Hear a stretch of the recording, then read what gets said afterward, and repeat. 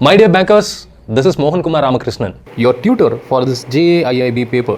Well, to say about myself, I carry 11 years of experience with me in banking in 3 different nationalized banks, starting from Bank of India, India Post Payments Bank, and Bank of Maharashtra. I was so blessed to work in 3 different offices of a bank, right from a branch as rural as Andaman and Nicobar Islands to a circle office which is headquartered at Chennai to a corporate office which was at Delhi. So in this experience of working in 3 offices, I have an overall coverage of multiple verticals. I wish to share my expertise in a very simple form so that you can implement whatever I am teaching in this course in your daily routine. JAIIB அல்லது diploma in banking and finance இது படிக்கிறதுனால ஒரு பேங்கருக்கும் ஒரு banking ஆஸ்பிரண்ட்டுக்கும் positive impacts என்னென்ன நடக்கும் அப்படின்றத இப்போ நம்ம ஒன்று ஒன்றா பார்க்கலாம். First monetary impact. ஜேஐபியை படிக்கிறதுனாலையும் diploma in banking and finance முடிச்சுட்டு ஒரு பேங்க்கில் ஜாயின் பண்ணி அது ஜேஐபி சர்டிஃபிகேட்டாக மாற்றிக்கிறதுனாலையும் பேங்கர்ஸ்க்கு ஒரு இன்க்ரிமெண்ட் கிடைக்கும். இது மானிட்டரி இம்பேக்ட். ரெண்டாவது நாலேஜ் இம்பேக்ட். ஜேஐபி சிலபஸில் இருக்கக்கூடிய A to Z ஐட்டமை ஒருத்தர் தெரிஞ்சுக்கிட்டார் அப்படின்னா என்டையர் பேங்கிங் ஆப்ரேஷன்ஸோட பேசிக்கை அவர் கரைச்சி குடிச்சிட்டாருன்னு அர்த்தம். Number 3 promotional chances. நீங்கள் ஒரு நேஷனலைஸ் பேங்க்கில் ஒர்க் பண்ணுறீங்க அப்படின்னா ஒரு ஸ்கேல் டு ஸ்கேல் ப்ரொமோஷன் போகும்போது ஸ்கேல் 1லேருந்து ஸ்கேல் 2 போகிறீங்க, ஸ்கேல் 2லேருந்து ஸ்கேல் 3 போகிறீங்க அப்படின்னும் பொழுது உங்களோட ப்ரொமோஷனில் டிஃபால்ட்டாக 5 மார்க்ஸ் சிஐபிக்கு வச்சுருப்பாங்க. சிஐபி என்று அழைக்கப்படக்கூடிய certified associate of Indian institute of பேங்கிங்க்கு ஃபஸ்ட்டு ஸ்டெப் இந்த junior associate of Indian institute of banking. First இந்த 3 ஐட்டம்ஸையும் நம்ம ஒன்றா இப்போ பார்க்கலாம். முதல்ல monetary allowance. Friends, JIB exam முடிக்கிறது மூலமாக ஒரு பேங்க் ஆஃபீஸருக்கு என்ன மாதிரியான மானிட்டரி பெனிஃபிட் கிடைக்குது அப்படின்றத இந்த வீடியோவில் பார்க்கலாம். வீடியோவில் நான் ரைட் சைடில் காட்டியிருக்கிறது ஸ்கேல் 1லேருந்து ஸ்கேல் 7 வரைக்குமான ஆஃபீஸர்ஸுடைய பேசிக் பே. ஸ்கேல் 1 ஆஃபீஸரோட பேசிக் பே பார்த்திங்கன்னா 48,480 ரூபா இருக்குது. இது நான் பேங்கிங் இண்டஸ்ட்ரியில் ஆஃபீஸராக சேரும்போது வெறும் 14,500 தான். ஸோ கிட்டத்தட்ட 12 வருஷத்தில் 3 மடங்காக உயர்ந்து நிற்குது. ஏன் பேசிக் பேயோடைய இன்க்ரீஸ் இந்த இடத்துல இவ்வளோ முக்கியத்துவம் பெறுது அப்படின்னா, அதுக்கு முன்னாடி நீங்கள் சில அலவன்சஸை பற்றி தெரிஞ்சுக்கிட்டால் பேசிக்கோட இன்க்ரீஸ் அந்த அலவன்சஸை எப்படி இம்பேக்ட் பண்ணும் அப்படின்றத ஈஸியாக கற்றுக்க முடியும். பேங்கிங் ஆஸ்பிரன்ஸுக்கு இந்த அலவன்சஸ் பற்றின நாலேஜ் இன்னுமே பெனிஃபிட்டாக இருக்கும். இதில் DA பர்சன்டேஜ் 15.73 போட்டிருக்கேன். டிஏனா என்னென்னா டியர்னஸ் அலவன்ஸ், தமிழில் அகவிலைப்படி அப்படின்னு சொல்லுவாங்க. விலைவாசி ஏற்றத்துக்கு ஏற்ற மாதிரி ஒரு குவார்ட்டருக்கும் இந்த DA பர்சன்டேஜ் இன்க்ரீஸ் ஆகிட்டே இருக்கும். ஏன்னா ப்ரைஸ் ஹைக் ஆஃப் கூட்ஸ் நடக்கும்பொழுது கன்சியூமர் ப்ரைஸ் இண்டெக்ஸ் அதுக்கேற்ற மாதிரி மாறும். அந்த கன்சியூமர் ப்ரைஸ் இண்டெக்ஸை ஒரு பேஸ் பாயிண்ட்டாக வச்சுட்டு இந்த டியர்னஸ் அலவன்ஸை ஒரு 3 மாதத்துக்கு ஒரு வாட்டி இதை கால்குலேட் பண்ணுறாங்க. ஸோ இந்த DA இன்ஃப்ளேஷனை சமாளிக்கிறதுக்கு பேங்கர்ஸுக்கு பெரிதும் யூஸ்ஃபுல்லாக இருக்கும். அதே மாதிரி ஸ்பெஷல் அலவன்ஸ் 26.50 போட்டிருக்கோம். ஸ்கேல் 1 ஆஃபீஸர்ஸ்க்கு இந்த 26.5 தான் special allowance percentage. Scale 2, scale 3 அப்படின்ற மாதிரி ஒரு ஸ்கேலுக்கு ஏற்ற மாதிரி இது வேறு மாதிரி மாறிட்டு இருக்கும். 10th பைபர்டேட்டுக்கு பிறகு இன்ட்ரடியூஸ் ஆன ஒரு அலவன்ஸ் தான் இந்த special allowance. House rental allowance, இது சென்னை மாதிரி ஒரு சிட்டியில் இருக்கவங்களுக்கு 10% ஆஃப் பேசிக் வரும். அடுத்து லேர்னிங் அலவன்ஸ், இது ஃப்ளாட்டாக 850 ரூபா. இப்போது இந்த dearness allowance, special allowance, HRA இது எல்லாமே பேசிக்லேருந்து தான் ஒரு சதவீதமாக கேல்குலேட் பண்ணப்படுது. அந்த பேசிக்கே இன்க்ரீஸ் ஆகும்பொழுது ஆட்டோமேட்டிக்காக இந்த ஸ்பெஷல் அலவன்ஸ், HRA, DA இதெல்லாமும் இன்க்ரீஸ் ஆகும். இதில் பார்த்தீங்கன்னா ஸ்பெஷல் அலவன்ஸுக்கும் தனியாக டியர்னஸ் அலவன்ஸ்னு ஒன்று இருக்குது. DA ஆன் ஸ்பெஷல் அலவன்ஸ் அப்படின்னு சொல்லுவாங்க. ஸோ பேசிக் ஏறும்பொழுது அதோடு தொடர்புடைய இந்த அத்தனை விஷயமும் ஏறும். இப்போ ஒருத்தர் JIB கிளியர் பண்ணிட்டாரு பேங்க்கில் சேர்ந்த ஒரு 6 மாதத்தில் அப்படின்னா அவருடைய பேசிக் பே நீங்கள் 48,480 அப்படின்றதுலேருந்து 2,000 ரூபாய் ஏறி 50,480 ரூபா மாறிடும். ஏன் 2,000 ரூபாய் ஏறுதுன்னா ஸ்கேல் 1 இன்க்ரிமெண்ட்ஸ் ஆர்டர் நீங்கள் பார்த்தீங்கன்னா 7 இன்க்ரிமெண்ட் ஆஃப் ₹2,000 ஈச் வரும் ஒரு வருஷத்துக்கு. இப்போ இந்த இன்க்ரிமெண்ட்டை தான் நீங்கள் வருஷ கணக்கில் காத்திருக்காமல் ஒரு JIB எக்ஸாம் முடிக்கிறது மூலமாகவே உங்களால் வாங்கிட முடியும். ஸோ பேசிக் 2,000 ஏறுது. பேசிக் 2,000 ஏறுறதுனால இவருடைய என்டையர் கிராஸ் எவ்வளோ ஏறுது அப்படின்றத இப்போ நம்ம பார்க்கலாம். அவரோட ஒட்டுமொத்த கிராஸ் பார்த்திங்கன்னா 3,128 ஏறி இருக்கும். ஸோ மாதத்துக்கு 3,128 அப்படின்னா அது வருஷத்துக்கு எவ்வளோ மாறும் அப்படின்றத தெரிஞ்சுக்க அது 12ஆல் பெருக்கி பார்க்கலாம். கிட்டத்தட்ட 37,500 ரூபா. மாதம் வரக்கூடிய இந்த 3,128 ரூபாவே நீங்கள் ஒரு RD மாதிரி விஷயத்தில் போட்டு வச்சுருந்தீங்கன்னா உங்களுக்கு வருஷத்துக்கான கெயின் 40,000 ரூபா கூட இருக்கலாம்.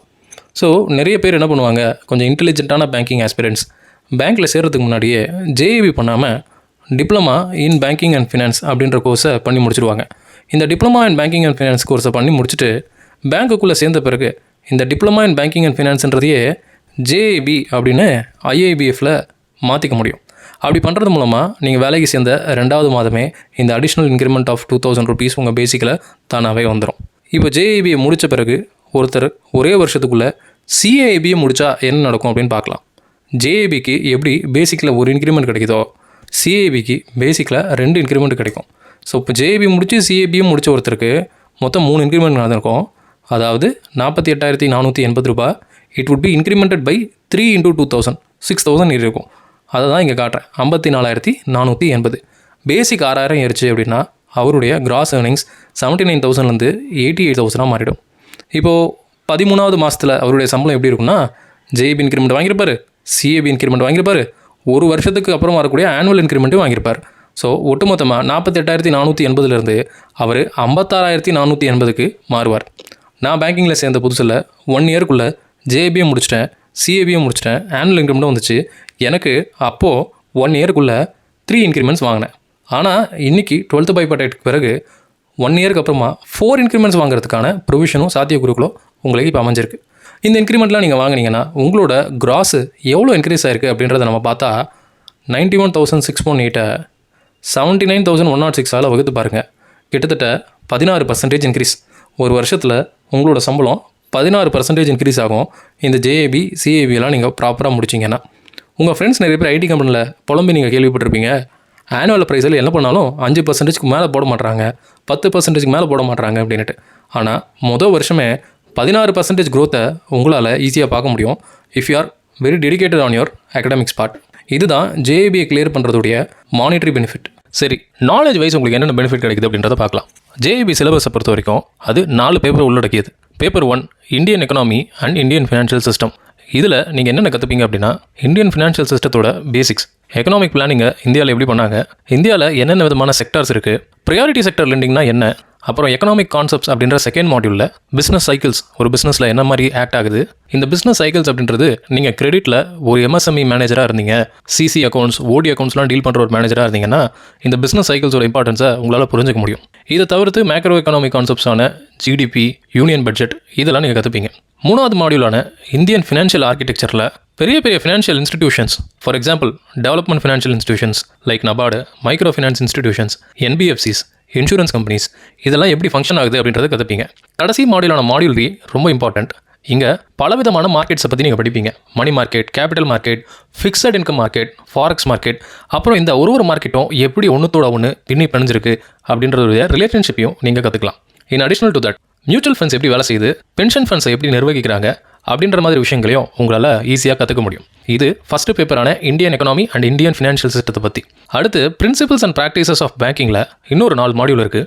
ஃபஸ்ட்டு மாடியூல் ஜென்ரல் பேங்கிங் ஆப்ரேஷன்ஸில் பேங்க்கில் புதுசாக சேரும்பொழுது ஒரு கஸ்டமரை என்ன மாதிரி டீல் பண்ணணும், பேங்கருக்கும் கஸ்டமருக்கும் என்ன மாதிரி ரிலேஷன்ஷிப் இருக்கும், கேஒய்சி ஏஎம்எல் அப்படின்னா என்ன, ஃபாரெக்ஸ் ரெமிட்டன்ஸ் இண்டிவிஜுவல்ஸுக்கு பண்ணும்போது என்னென்ன விஷயத்தெல்லாம் நம்ம கவனிக்கணும், கேஷ் மேனேஜ்மெண்ட் சர்வீசஸை எப்படி நம்ம எஃபெக்டிவாக கையாளணும் அப்படின்றத பார்ப்போம்.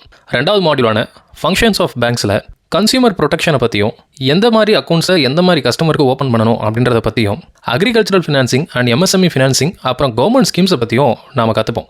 3வது மாடியூலான பேங்கிங் டெக்னாலஜியில் ஏடிஎம்ஸ் எப்படி வேலை செய்யுது, டெக்னாலஜி பேங்க்குடைய டெய்லி ஆப்ரேஷன்ஸில் எந்த மாதிரியான மேஜிக்கை பண்ணுது, செக்யூரிட்டி கன்சிடரேஷன் பாயிண்ட் ஆஃப் வியூவில் ஒரு பேங்கராக நம்ம என்னென்னலாம் பண்ணணும் என்னென்னலாம் பண்ணக்கூடாது, இன்ஃபர்மேஷன் டெக்னாலஜி ஆக்ட் என்ன சொல்லுது அப்படின்றத நம்ம பார்ப்போம்.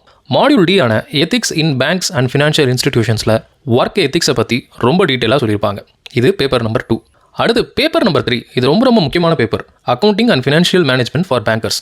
இதில் அக்கௌண்டிங் அப்படின்ற விஷயத்தை பார்த்த உடனே இன்ஜினியரிங் முடிச்சுட்டு பேங்க்கில் வந்த பல பேருக்கு ஒரு பயம் தொற்றிக்கும். காமர்ஸ் ஸ்டூடெண்ட்ஸ்க்கு தான் அந்த பேப்பர் ஈஸியாக இருக்கும், நமக்குலாம் கஷ்டமாக இருக்கும் அப்படின்னு நிறைய பேர் நினச்சிப்பாங்க. பட் மேக்ஸை எஃபெக்டிவாக ஒருத்தரால் போட முடியுது அப்படின்னா, ஏன்னா நீங்கள் பேங்க் ஜாபுக்கு வரீங்க அப்படின்னாலே நிறைய ஆப்டிடியூட் கொஷின்ஸ்லாம் கிளியர் பண்ணிட்ட பிறகு தான் பேங்கிங் இண்டஸ்ட்ரிக்குள்ளே நீங்கள் நுழைஞ்சிருப்பீங்க. ஸோ ஒரு மேத்தமெட்டிக் பற்றி பேசிக் நாலேஜ் இருக்கிற யாராலையும் இந்த accounting and financial management for bankers அப்படின்ற பேப்பரை ஈஸியாக கிளியர் பண்ணுறதோட மட்டும் இல்லாது நல்ல மார்க்ஸோட பாஸ் பண்ணவும் முடியும். உங்களோட ஸ்கோரை பெருசாக ரைஸ் பண்ணி உங்களுக்கு ஹெல்ப் பண்ண போகிற ஒரு முக்கியமான பேப்பர் இந்த accounting and financial management of bankers தான். இதில் என்னெல்லாம் நம்ம படிப்போம் அப்படின்னா, basic accountancy procedures, bank reconciliation statement, depreciation எப்படி கால்குலேட் பண்ணணும் அப்படின்றத மாடியூல் ஏல படிப்போம். மாடியூல் பியில் ஃபினான்ஷியல் ஸ்டேட்மெண்ட்ஸை எப்படி அனலைஸ் பண்ணுறது, கம்பெனி அக்கௌண்ட்ஸ் எப்படி பார்க்குறது, கேஷ் ஃப்ளோ அண்ட் ஃபண்ட் ஃப்ளோவை எப்படி அனலைஸ் பண்ணுறது அப்படின்ற டீப் அக்கௌண்டிங் சிலபஸை பற்றி நம்ம பார்ப்போம். மாடியூல் சி ஆன ஃபினான்ஷியல் மேனேஜ்மெண்ட்டில் ஒய்டிஎம் என்று அழைக்கப்படக்கூடிய ஈல்டு டு மெச்சூரிட்டி கால்குலேஷன்ஸ், ஃபாரெக்ஸை வச்சு பண்ணக்கூடிய மேத்தமேட்டிக்கல் கால்குலேஷன், காஸ்ட் ஆஃப் கேபிட்டலை எப்படி கண்டுபிடிக்கணுன்ற விஷயம், ரேஷியோ அனாலிசிஸ் அப்படின்ற மாதிரி பியோர் மேத்தமெட்டிக்ஸ் விஷயத்தை பார்ப்போம். மாடியூல் டியில் taxation and fundamentals of costing அப்படின்னு சார்ட்டர்ட் அக்கௌண்டன்ட்டுக்கு படிக்கக்கூடிய ஸ்டூடெண்ட்ஸ் படிக்கிற ஒரு பேப்பரை நாம ஜேஏபியில் அக்கௌண்ட்ஸ் பேப்பரோட மாடியூல் டியில் பார்ப்போம். இதில் costing methods, standard costing, marginal காஸ்டிங்ன்ற மாதிரி விஷயங்கள் இருக்கும். 4வது பேப்பரான retail banking and wealth management paper தான் உங்களுக்கு டே டு டே ஆப்ரேஷன்ஸில் பேங்கிங்கில் என்னென்ன பண்ணுவீங்களோ அதை உங்களுக்கு கற்றுக் கொடுக்கும். இதில் 4 modules. Module A retail banking.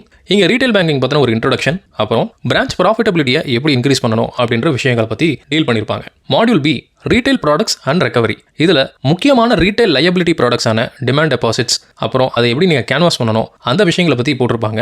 In additional to that credit cards, debit cards, retail பேங்கிங்கில் ஆர்டிஃபிஷியல் இன்டெலிஜென்ஸோட பங்கு என்ன, ரீட்டைல் லோன்ஸை எப்படி ரெக்கவர் பண்ணணும் அப்படின்ற விஷயங்களை டீட்டெயிலாக இல்லுஸ்ட்ரேட் பண்ணியிருப்பாங்க. 3வது மாடியூலான மாடியூல் சியில் மார்க்கெட்டிங் ஆஃப் பேங்கிங் சர்வீசஸ் எந்தெந்த சேனல் மூலமாலாம் பண்ணலாம், டெலிவரி மாடல்ஸ் என்னென்ன இருக்குது அப்படின்றத எக்ஸ்பிளைன் பண்ணியிருப்பாங்க. Last module wealth management module. இங்கே தான் இன்வெஸ்ட்மெண்ட் மேனேஜரை பற்றியும், டேக்ஸ் பிளானிங்கை பற்றியும், ஃபினான்ஷியல் சர்வீசஸ் ஒரு பேங்க் என்னென்னலாம் கொடுக்குது அப்படின்றத பற்றியும், housing finance and tax planning அப்படின்றத பற்றியும் டீட்டெயிலாக எலுசிலேட் பண்ணுவாங்க. ஸோ இந்த 4 பேப்பரில் இருக்கக்கூடிய 4 மாடியூல்ஸ் ஓவராலாக பார்த்தீங்கன்னா 16 மாடியூல்ஸில் பேங்கிங்கோட A to Z கம்ப்ளீட்டாக அடங்கிடும். நிறைய பேங்கிங் ஆஸ்பிரன்ஸ் ஜென்ரல் அவேர்னஸ் படிக்கிறேன், பேங்கிங் நாலேஜ் படிக்கிறேன் அப்படின்னு நெகோஷியபிள் இன்ஸ்ட்ருமெண்ட் ஆக்ட் எந்த வருஷம் பண்ணாங்க, RBI ஆக்ட் எந்த வருஷம் பண்ணாங்கன்றதை மட்டும்தான் படிச்சிருப்பீங்க.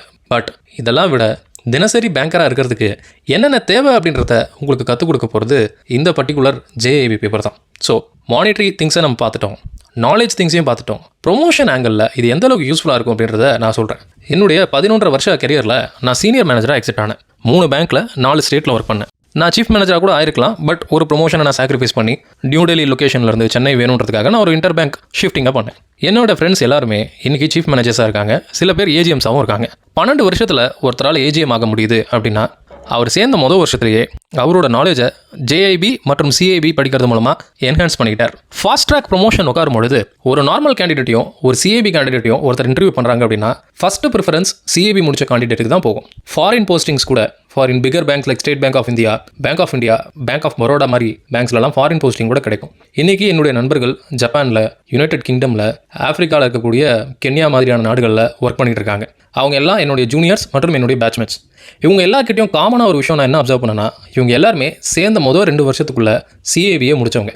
அதனால தான் ஃப்ரெண்ட்ஸ் இந்த JAB பேப்பர் இவ்வளோ முக்கியத்துவம் வாய்ந்ததாக இருக்குது. இந்த JAB பேப்பர் தான் என்னுடைய இண்டஸ்ட்ரி எக்ஸ்பீரியன்ஸை மர்ச் பண்ணி நான் இந்த கோர்ஸ் மூலமாக எடுக்க போகிறேன். So all the best my dear friends for bankers as well as for banking aspirants. வரக்கூடிய இமீடியட் அட்டம்ப்ட்லேயே நீங்கள் JABயை கிளியர் பண்ணணும் அப்படின்னு நான் எல்லாம் வல்ல இறைவனை பிரார்த்திக்கிறேன். நன்றி.